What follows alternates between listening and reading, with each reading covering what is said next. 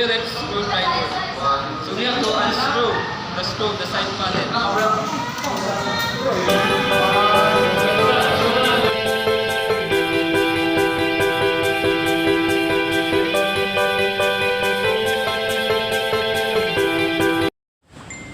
The next step is we have to remove the power supply of the system unit.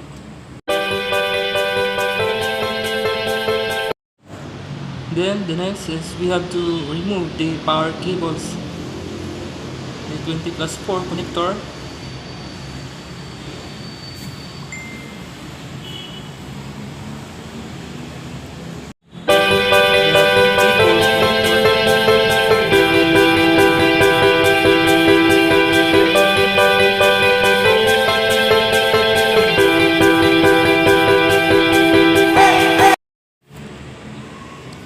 this is the SATA data cable.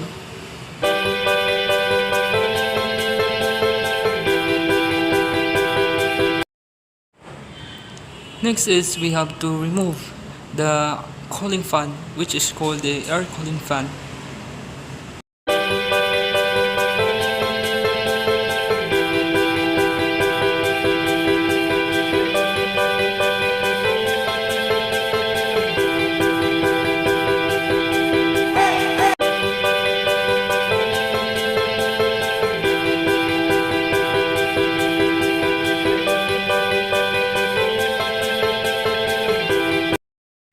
The next step is to remove the back panel.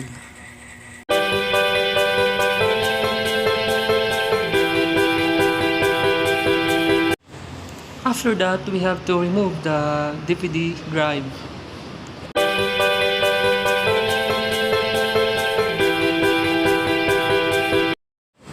Next is we have to remove the hard disk drive.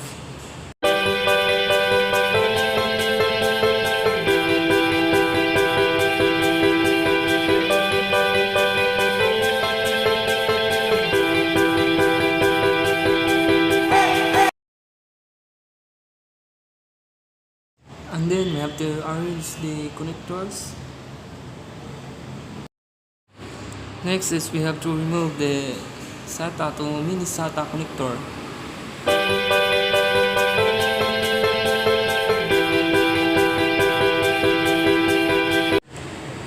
The next step is we have to unplug the different connectors from the motherboard.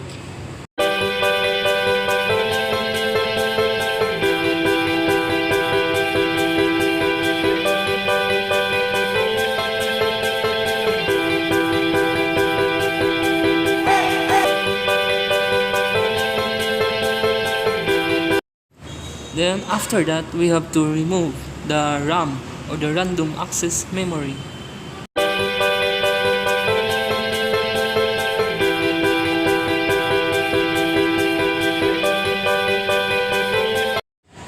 Then we have to remove the CPU or the central processing unit from the CPU socket.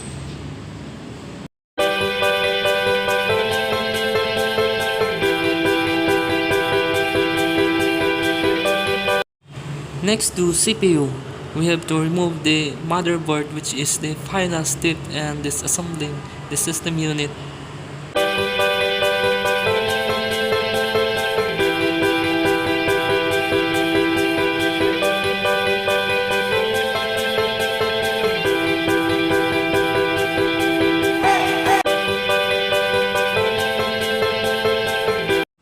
So these are the external components of the system unit: the DVI port, the VGA port, the USB port, the Ethernet LAN port, and the multimedia port. So this is the CPU socket. And this is the DRAM memory slot, the heatsink, and these are the serial ATA headers. So these are the internal components of the system unit. So this is the power supply, and these are the power cables. And this is the SATA to mini SATA connector. This is the cooling fan, which is also called the air cooling fan, and the heat sink. And this is the bird's connector. And this is the hard disk drive.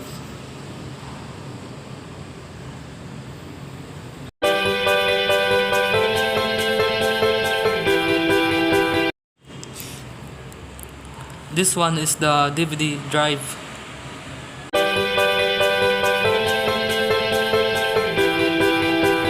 This is the RAM, or the random access memory. And this is the CPU, or the central processing unit. And this is the motherboard, which is the heart of the computer. And this is the parallel slot. So that's the process on how to disassemble the components of the system unit of the computer. So now we have to assemble it back by the use of the basic steps, which is the first out, last in, and the last in, first out. So that's the basic steps on how to assemble the components of the system unit. Since the motherboard was the last to remove from the system, so we have to take in first.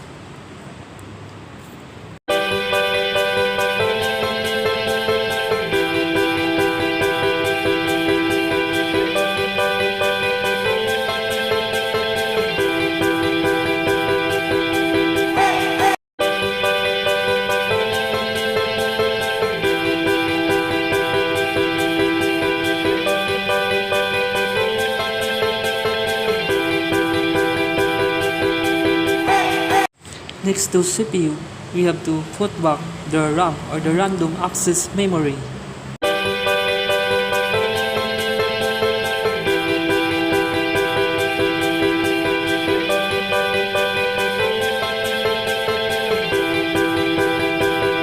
Next to RAM, or random access memory, we have to put back the cooling fan, or the air cooling fan.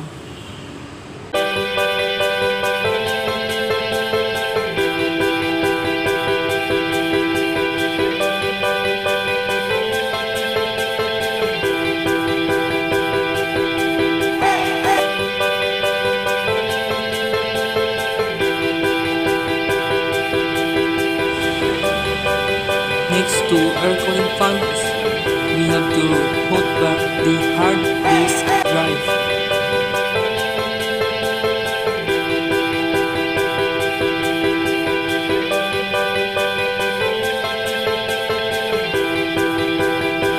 Next to hard disk drive, we have to put back the DVD drive.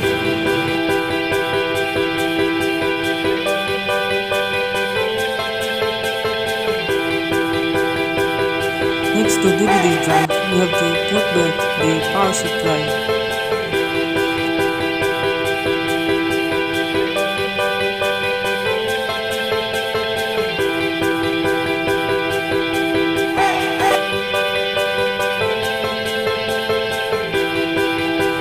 Then we have to connect the parallel slot connector.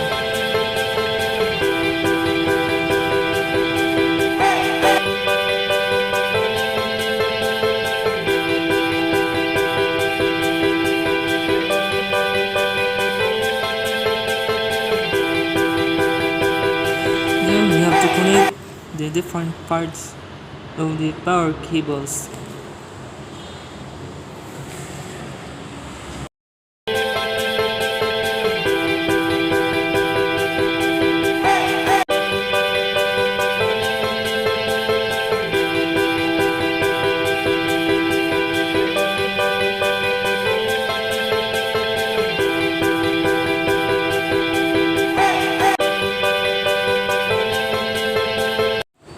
Then we have to connect the 20+4 connector.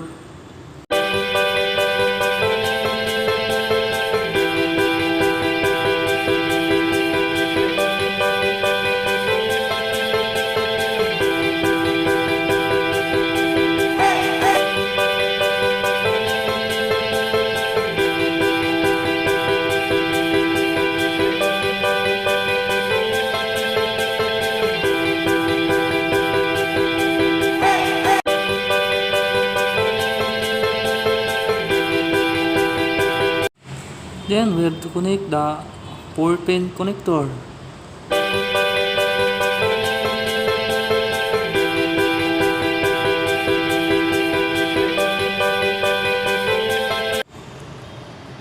After that, we have to connect the SATA to mini SATA connector.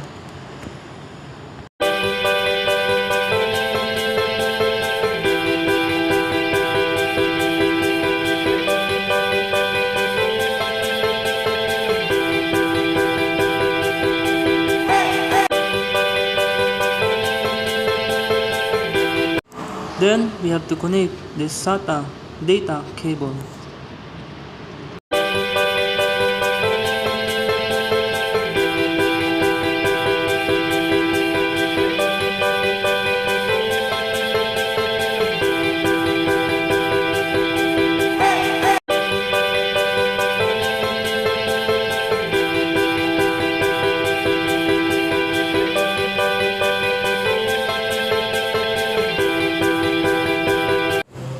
Then we have to put back the side cover.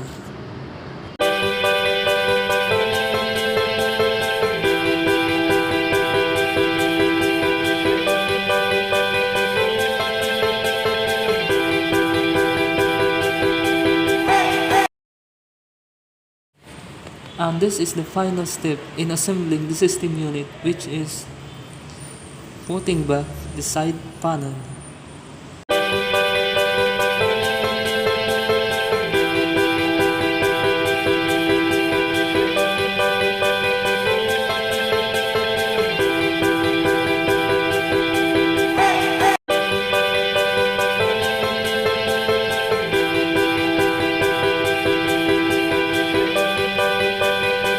And that's the process on how to disassemble and assemble the system unit of a computer.